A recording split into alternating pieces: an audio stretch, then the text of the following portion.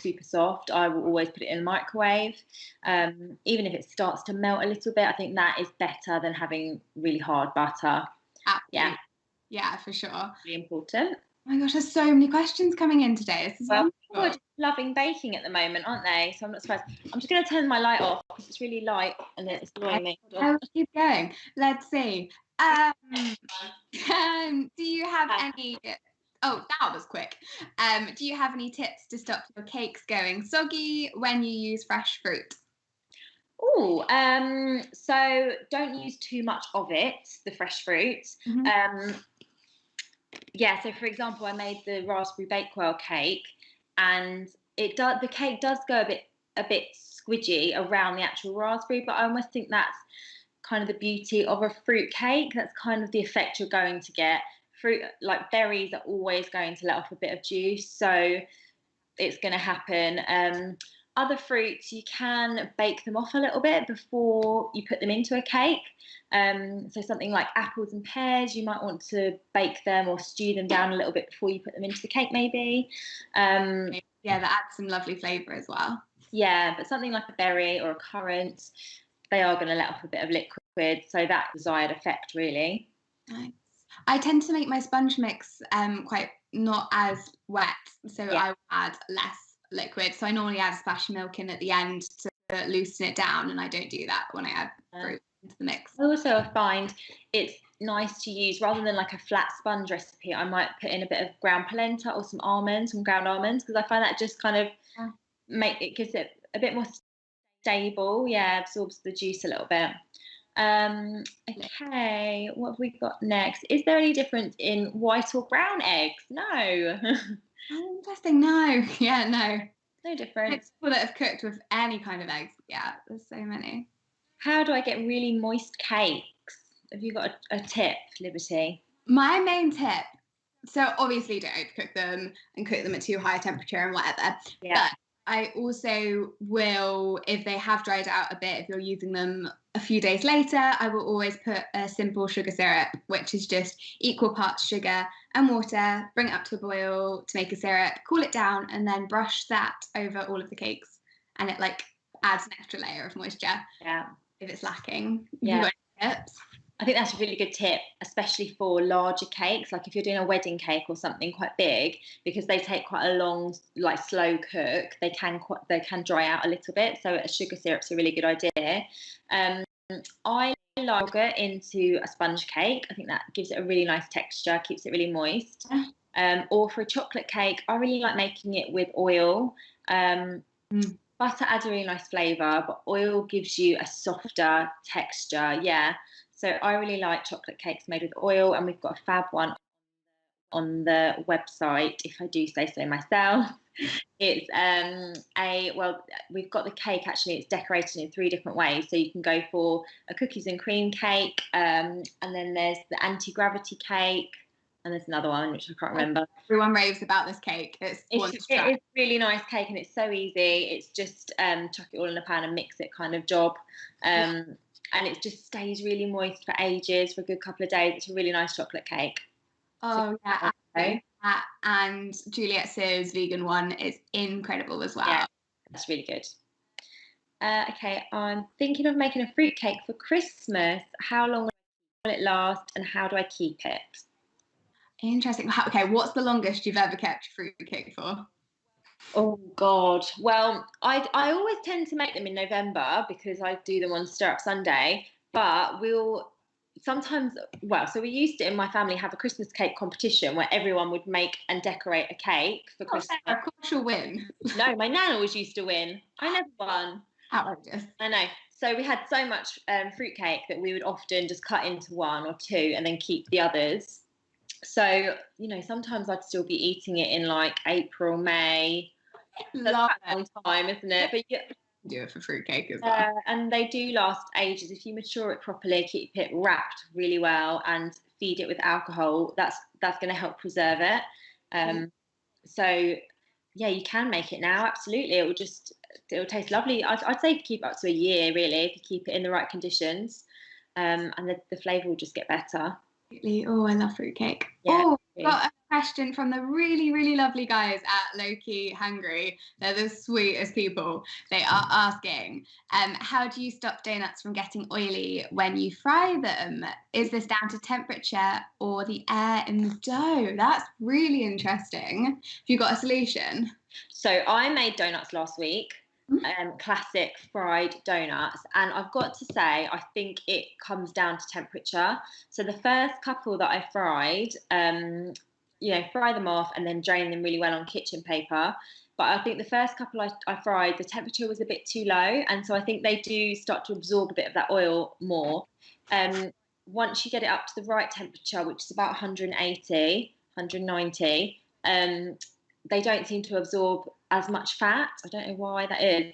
And then again, drain them really well on kitchen paper. It seems to work much better at a higher temperature. But it's that kind of in between temperature with the donut, because you don't want it so high before the middle's cooked and still doughy. So yeah, between 180 and 190, I'd say is best for that. What did you fill your donuts with? Oh, so I was using up things that I had in the cupboard. I had a jar of dulce de leche, so I did half, and I put some nice salt in there. So I did half salted caramel, and then I had a nice jar of jam, so just raspberry jam.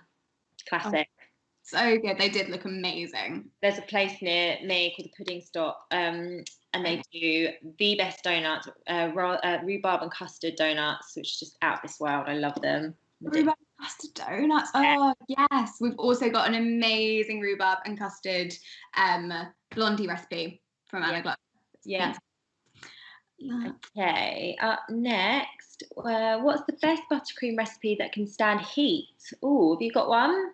Question. I'm yet to decide whether a Swiss meringue buttercream or a normal buttercream would last longer. I think probably a normal one because it doesn't have egg in it. So just normal butter and sugar, icing sugar that is. But what you can do is add less butter and substitute that with a bit of milk. So that's less of a risk that it's going to melt. I think. Have you got any solutions? No, I think that's a really good tip. And just if you can, keep it chilled until you're ready to serve it. If it's like a really hot day and you want to put it out for an afternoon tea or something, I'd leave it in the fridge. If it's a fully iced cake, I'd leave it in the fridge until you're ready to put it out to serve. The texture of the cake won't be as nice from the fridge, but you're gonna have to sacrifice that a little bit for a nice stable buttercream. Slices really well out of the fridge. That's true. Slices. Yeah. So take. Yeah. Okay, what next? Yeah. Here we go. Made a Victoria sponge. Raised lovely, but when I got it out of the oven, it sunk. Why is that? Interesting. It probably wasn't cooked for long enough. That's why mine normally sink. Anyway, I get too impatient and just take them out the oven and they're not done. I would always, as a rule of thumb, depending on the size, obviously, but I'd leave them in there for at least 25 to 30 minutes to make sure that they're fully cooked before you even open the oven door. Yeah. And then just check whether they're golden brown, whether you put a skewer in the middle and it comes out clean. Normally is how I check. What would you recommend? Yeah, it definitely sounds like it's undercooked. I think the first thing I always do when I check a cake is just give the tin or the shelf a little wobble when I pull it out of the oven, because you can usually tell just from looking at it. If it's got a slight wobble in the middle still, then it's obviously not cooked. So I always do that before I put the skewer in. Always make sure the skewer goes right into the centre, not around the edges. It could also be sometimes if a cake's got too much raising agent in it, the rise happens really quickly, and then the body of the cake can't support the air in the cake, so it just collapses. So it could be that. But if the middle was a bit wet or sticky, doughy, then it's more than likely it's undercooked. Yeah, that's so interesting. Oh, someone here is saying that they've heard that cornstarch helps hold buttercream at a higher temperature. So, that's interesting. I'll have to try that. Really interesting. Okay, what effects does sugar have on a cake other than just sweetness? If you want a less sweet cake, what substitutes can you use? Interesting. Substitute-wise, really varies. I know quite a few people put stuff like golden syrup into their cakes and maple syrup and stuff. Yeah, I've never used stevia or anything like that. No, I think we have got a couple of recipes using sugar substitutes for people that can't eat a lot of sugar. Obviously, there's like diabetics out there that can't eat lots of sugar. So we have got some recipes for low sugar cakes using things like stevia on the website. You use something more natural, which I would be more inclined to do. I'd go for like an apple puree. So you can reduce the sugar and replace it with some apple puree or some mashed banana, something like a banana cake. You can reduce the sugar quite easily because it's got that banana in it, so that adds a bit of sweetness. Sweetness, that's so Yeah. nice. Someone's saying date syrup. Yeah, Yeah. good idea. Sugar does form the structure of the cake. So, like you've said, does it the cake in other ways? It does. So sugar, when you're beating it with the butter at the start of the cake making process, you're incorporating air, and you won't be able to do that using, something like an apple puree. So, and as we said earlier, it gives you that crispness as well. So it gives you like a nice firm texture. So it will really affect the texture of the cake. So I would always follow a recipe, but there are lots on the go. Check those out. Someone is asking why they should use salt in their baking. Oh, so salt is a natural flavour enhancer, and it just makes everything taste better. Obviously, too much of it's not good for you, but you'll be amazed at the difference a pinch of salt will make to your baking. If you use unsalted butter, especially, a pinch of salt will just transform whatever you're baking, especially anything with chocolate. The best combination. And I mean, I love like salt in my porridge. I put salt in everything. Yeah, like salt is just, don't think of it just as a seasoning for savoury foods. Salt is a flavour enhancer, and it enhances all sorts of different flavour. Like when if you go to Thailand and you have like mango and sticky rice, the rice is quite salty, which complements the sweetness. It's that kind of thing. It just really like lifts the flavours on your palate. So it's definitely worth including. So good. Yeah, absolutely. I wouldn't leave it out. It's such an essential ingredient. Yeah. What's a good vegan alternative to eggs? So flaxseed, if you get some ground flaxseed and mix it with some water, all the proportions and stuff are on the Good Food website. That's a good alternative. We also have so many vegan bakes that don't even use eggs, so I would check those out as well. I do a lot of vegan baking because my daughter's eggs and dairy. So I use ground flaxseed, and I tend to use a tablespoon of ground flaxseed and 2 tablespoons of warm water. And you just, for every egg that the recipe asks for, and you just mix that and leave it for a couple of minutes until it goes kind of gloopy. It kind of goes a bit like an egg mixture, and then it's ready to use. Amazing. Some of them are like a bit gritty, the ground flaxseed. So try and find one that's nice and finely ground, and then you don't get those crispy bits. Food processor. If you've got a really good one, it might help, but it's already ground, so you want it like super, super fine. Yeah. Interesting. Oh, I love this one. What is your go-to cake to make? We've had this question loads of times on this baking Q&A, and I feel like I say something different every time. Okay, go on. What's yours? Brownie. Either the Jaffa sponge melt in the middle one that has like a self-saucing pudding vibe. You literally just pour over water and cocoa powder and it makes a sauce. It's amazing. And also Julia's vegan chocolate cake is the best go-to, because I've got quite a few gluten-free people in the family. So if you make that one with gluten-free, it comes out perfectly. So what was our go-to good food recipe? I don't know. Well, my general one is brownies. I've never met anyone that doesn't like a brownie, and I think they work for every occasion. You can do like a big pile of them with candles for a birthday, or just stick them in the tin for afternoon treats. I just love a brownie, and I've just written a recipe for a 5-ingredient flourless brownie, so it'd be good for your gluten-free family, and it's really good. I was really pleased with it. So that's it's coming out in August. So exciting!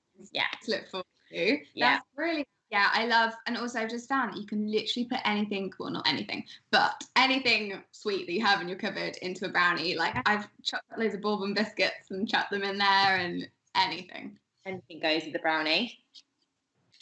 Okay, what else have we got? Oh, for cinnamon buns, is strong flour or plain flour better? Well, you've made about 100 cinnamon buns Cinnamon in the last buns. week. So I always use strong flour, mainly because I like the texture, and you are adding yeast to it, so I do treat it like a bread dough and make it like that. Although I have had this debate with everyone, I wanted to make some babka, which is a similar vibe, and so many recipes say to use strong flour and so many said to use plain flour. What would you use? Would you use strong? Yeah, absolutely. For any bread, I think you want that gluten build up, so I would definitely use strong flour. I'd be interested to see what it comes out if you use plain. Did you test it with plain? I did half and half because it's cop out. I was like, it will work. Yeah. But yeah, always use strong flour. It was fine. I mean, I think it would be better with strong. Yeah. But yeah, that's why you test recipes. Yeah. Okay, what else have we got? How do you make cakes which are level? Mine rise most in the middle. So I've just found that the tray of my oven is not level. So stupid, but fuck it. I was like, oh my goodness, I'm doing something wrong, or my cakes are like slightly slanted. No, it was just because of my tray in the oven. So yeah, had to change that. But have you got any other normal tips? I think what they mean is like if you want to stack the cake and you want a nice level top without cutting the top off. So I find if you want a sandwich cake, then it's better to cook it at a lower temperature, and then you'll get a nice flat top.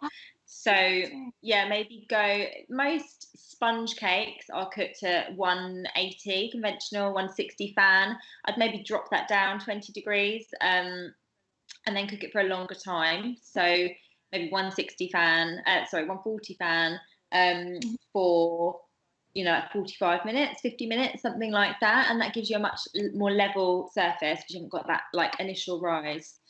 So amazing. That's good and tip. Also, even if they do rise a lot, I tend to invert mine. It sounds silly, but I tend to take them out of the oven straight away and then put them immediately onto a cooling rack, top side down, so that initial does compress them initially.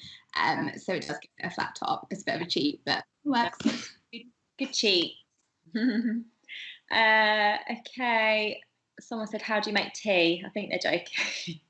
There's a video going around of a woman making it really wrong. So okay.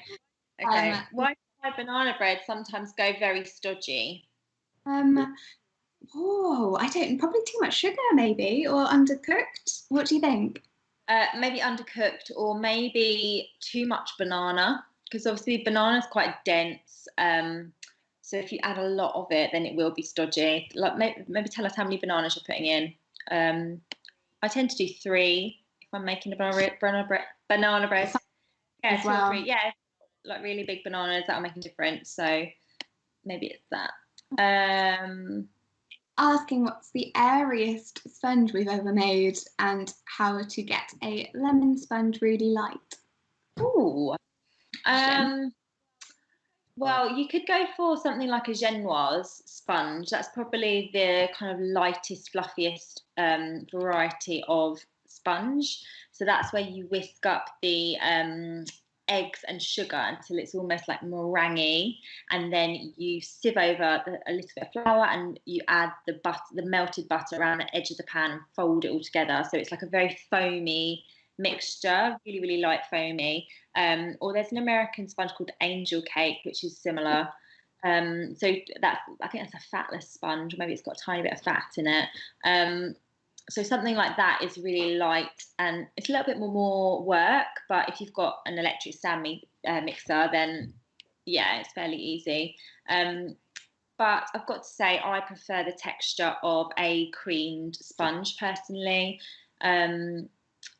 Yeah, I just think it's a bit richer and butterier, and yeah, I prefer that. But I go for Genoise. Sure. And even if you are making a normal creamed cake, just make sure you beat the butter and sugar for long enough, and possibly sieve it in flour, anything to get as much air into the mix. Yeah, Absolutely. What was the lemony part of that question? I missed it.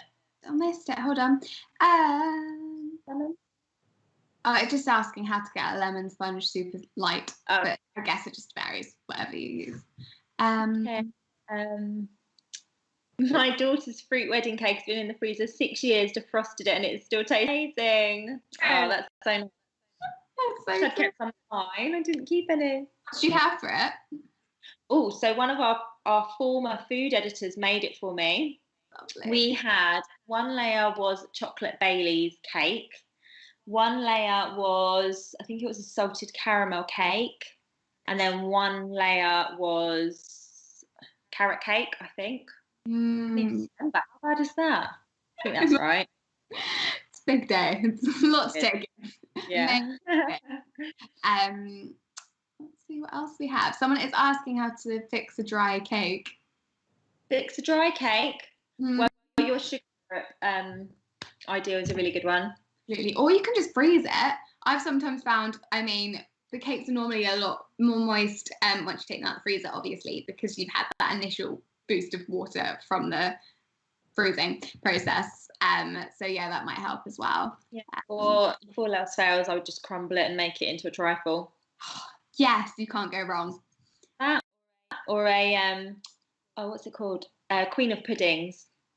Have you had a queen of puddings where you crumble cake, or you can use breadcrumbs into a dish, and then you soak it in like a custard mixture and bake it, so it's like a set custardy cakey mixture, and then you top that with jam and meringue, and then you bake it again, so bake the meringue, and it's really nice. I can't believe you haven't.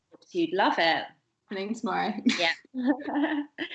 I just read one about coffee. I love anything made with coffee, but I have a 7-year-old. Can you consider coffee cooked out like wine in savoury dishes or not? I don't think it would get rid of the caffeine in the.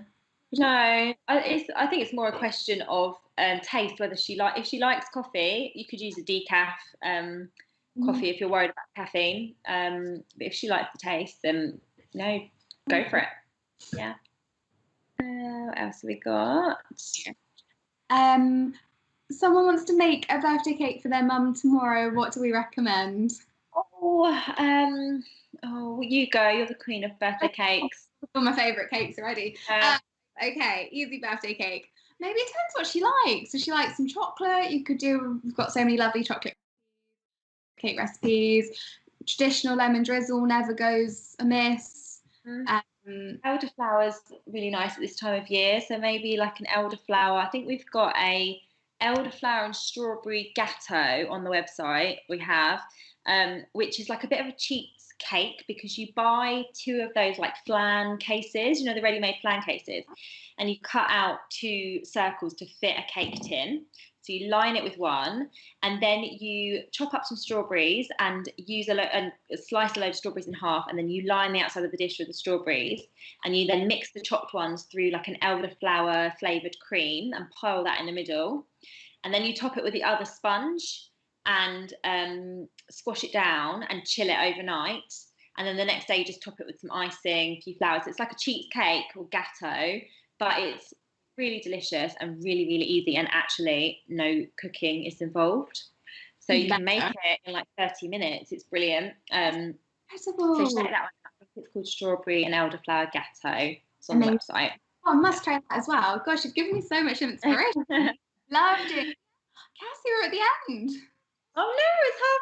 It's half past already. Oh, such a shame. It's gone so quickly. Questions. It's been really lovely. Thank you for joining us. Just to say that we've got a new Facebook group called BBC Good Food Together. If you haven't checked it out yet, it's a really nice place to share what you've been cooking and look for inspiration, see what other people have been cooking. It's got a really nice community feel. Everyone's just really like joining in, and it's a lovely cooking chat on there. So go and check that out if you haven't done already. On Instagram, always looking for our feeds. So #stay safe, get cooking, and we will always look at all of your pictures, and we might even repost some. Yeah. So yeah. Also, we're running a baking initiative at the moment. It's a little fundraiser. So if you bake anything and post it on social media, you can hashtag it with, what's the hashtag? Oh, Is there? it's bake because you can, so maybe just hashtag. Yeah, so hashtag bake because you can, and the idea is that you then nominate 3 other people to bake something and also share it on their social media feed, and then you can donate to children in need through bbcgoodfood.com/donate. So that's a really nice little initiative that we're running at the moment if you're into baking and you want to spread the love. So nice to see you, Liberty. See you, and thank you everyone for your questions again. Such a lovely way to spend the day. Yeah. And we'll be back. Well, so a couple of members from the team will be back every day at 3 o'clock. So tune in and get your questions ready for us. Also, if you are just joining, this is saved to our Instagram TV. So if you want to watch it again, then yeah. See you. Okay, bye.